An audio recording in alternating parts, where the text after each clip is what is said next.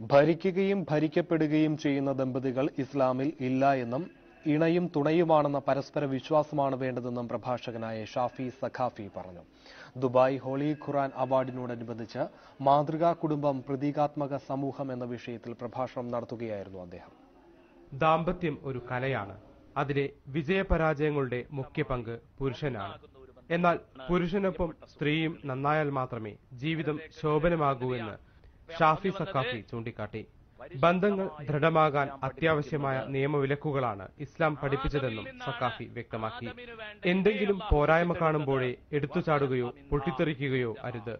ആത്മസംയമനത്തിലൂടെ മാത്രമേ കുടുംബ പ്രശ്നങ്ങൾ തീരുകയുള്ളൂ. അനുവദിക്കപ്പെട്ട കാര്യങ്ങളിൽ ഏറ്റവും വെറുക്കപ്പെട്ടത് വിവാഹമോചനമാണ്. ദാമ്പത്യത്തിന്റെ അസ്ഥിവാരം കലർപ്പില്ലാത്ത സ്നേഹമാണ്. രണ്ടു മനസ്സുകൾ ഒന്നാകുന്ന മാസ്മരിക പ്രക്രിയയാണ് ദാമ്പത്യമെന്നും അദ്ദേഹം ചൂണ്ടിക്കാട്ടി.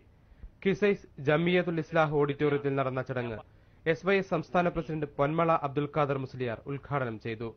Marcus president AK Abubakar Musliyar Kattippara അധ്യക്ഷത വഹിച്ചു. അഖിലേന്ത്യാ Jamiyyathul Ulama general secretary Kanthapuram AP Abubakar Musliyar, SYS central committee president Sayyid Shamsuddin Ba Alavi, general secretary Abdul Aziz Saqafi Mambad, professor UC Abdul Majeed എന്നിവർ പ്രസംഗിച്ചു. മനോരമ